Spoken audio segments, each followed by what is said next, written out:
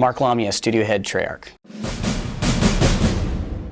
I think you follow up Call of Duty Black Ops by, well, we followed up by wanting to surprise and innovate in pretty much every area of the game. Whether that's the campaign, the multiplayer, or the zombies.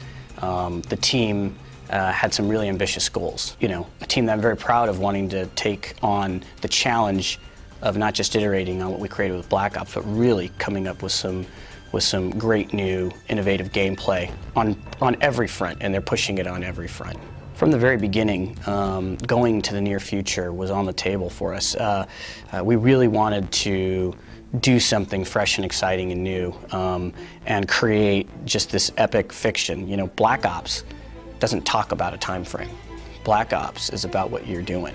It's about being in Black Ops and these deniable operations, and I think sort of the dark mystery that we presented in Black Ops, that comes through, and thematically, the characters, the story, and the setting. It's more about that than any particular time frame.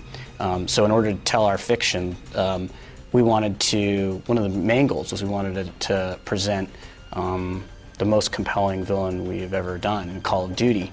And to do that, we wanted to be able to tell a story that required us to have part of it take place in that first Cold War era in the 80s, not, you know, about 20 years after the end of Call of Duty Black Ops 1, where that villain, we learn about that villain's motivations. And it isn't until we get to this later point in time, about a decade out or so from now, it's actually 13 years in 2025, when technology is advanced. It's advanced at such a rapid pace and has been incorporated into our technologies and our military infrastructure to the point where our villain is able to turn our greatest strength into our greatest weakness.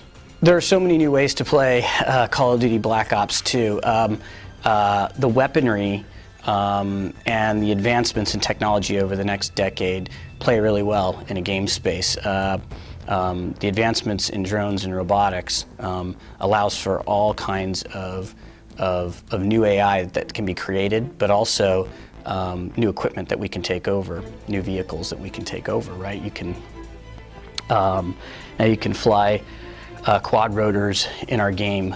You can, you know, drive drones. You can control drones on the battlefield, as soldiers will do a decade out. You'll have that ability to do that, which is a totally new gameplay dimension that'll be added. So we're really excited about that.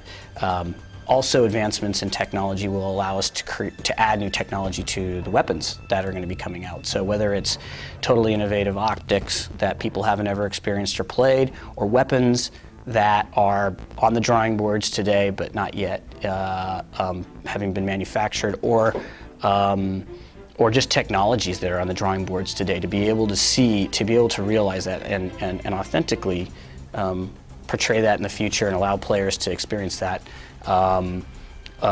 will be totally a new experience for Call of Duty players, and something that, you know, is at the heart of what we wanted to do. Black Ops was, you know, we're very grateful for all the fan support we've had with Black Ops, and what we really wanted to do in Black Ops 2 is give them a lot of great new experiences. In games that we've created in the past, I think it's fair to say that our villains have been fairly two-dimensional in nature. You're the good guy, they're the bad guy.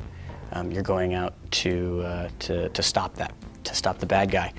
We absolutely wanted to take on a completely different challenge with the narrative and fiction for this game. And with this game, what we wanted to do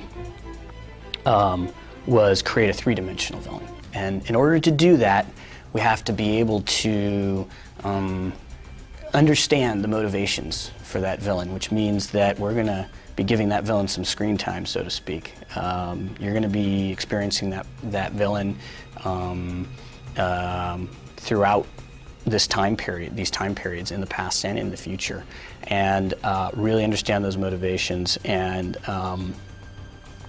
it's not going to be just a two-dimensional situation. You're going to, in fact, the villain is at the heart of a lot of the conflict in the world. And he is masterminding and pulling the strings on the second Cold War and bringing it to a boiling point, and just unraveling that in sort of Black Ops fashion is going to be really exciting for the players.